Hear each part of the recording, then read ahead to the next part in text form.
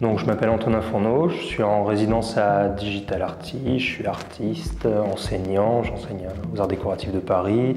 Dans d'autres écoles, j'anime des workshops, principalement sur les arts numériques. L'un des plus gros projets que je vais essayer de mener lors de ma résidence, c'est le mur de graffiti à l'eau.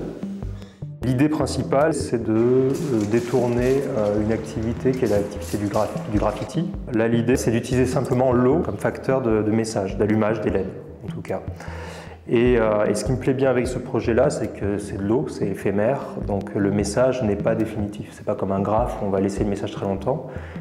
On va faire son message avec de l'eau ou son dessin, et avec l'évaporation, le message va disparaître. Un peu comme à l'image d'aujourd'hui, les messages sur Facebook, les messages ont une durée limitée dans le temps. On n'a pas un message qui est clairement écrit pour des années et des années. Cette chose-là pourrait très bien être complètement autonome, c'est-à-dire quand il pleut. Quand il pleut, il n'y a pas besoin d'un humain qui va rajouter de l'eau, c'est simplement de l'eau qui coule sur le mur. On va très clairement voir quand une goutte d'eau descend, on va la voir descendre. Parce que là où il y a beaucoup d'eau, ça va faire un point lumineux très fort et sa trace va laisser juste un tout petit peu de lumière. Ça, c'était un des premiers prototypes qui est vraiment fait très simplement sur un circuit imprimé. Moi, je cherche à réduire le coût de ce matériau. Le circuit imprimé, c'est un matériau assez cher quand même. J'ai un ensemble de recherche très do-it-yourself, on va dire, hein, très low-tech. Ça, c'est du carton, c'est du scotch vinyle noir et du scotch cuivre.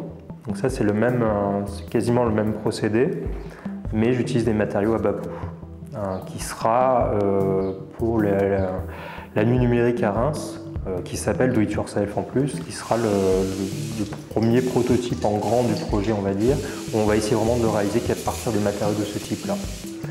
Dans l'idéal de ce projet, c'est peut-être avoir une première version très Do It Yourself, très low-tech, mais après d'arriver à presque un matériau d'architecture. C'est-à-dire qu'on pourrait avoir dans une ville en mode pérenne, parce que finalement le principe est assez simple. C'est des LED, de l'alimentation, mais l'idée après, ce serait d'arriver à fabriquer vraiment un circuit imprimé soi-même presque, à base de plexiglas et d'un revêtement cuivre. Donc là, j'ai toute une partie de travail qui consiste à expérimenter avec le plexiglas et je dépose soit directement de la feuille de cuivre et je fraise à la CNC, donc à la fraiseuse numérique, le motif.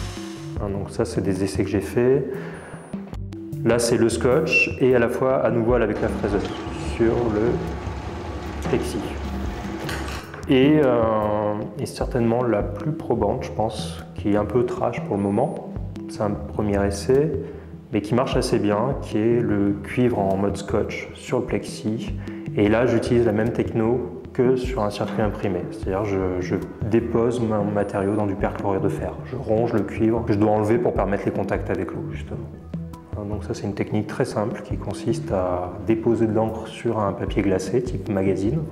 Et sur le cuivre, on va venir chauffer la feuille pour que l'encre passe du papier glacé au cuivre. Après, l'encre va protéger le cuivre et on n'a plus qu'à mettre ça dans le perclos. Et là où il n'y a pas d'encre, le perclos va ranger le cuivre. Et on récupère un circuit imprimé sur plexiglas. Et là, j'ai un coût qui est moindre que ça, au mètre carré. J'avais un motif hyper compliqué au début, un peu cellulaire avec plein d'éléments. Donc j'ai voulu commencer à voir si je reviens vers quelque chose de beaucoup plus simple. Je suis parti plutôt sur cette forme-là, qui rappelle un peu les armureries, quelque chose de l'ordre de porte de château ou quelque chose comme ça. Je me suis amusé à essayer de la patiner, un peu comme le Cortan. Et là, je vais plutôt tendre vers ce genre de recherche maintenant, je pense, pour les prochains prototypes en tout cas.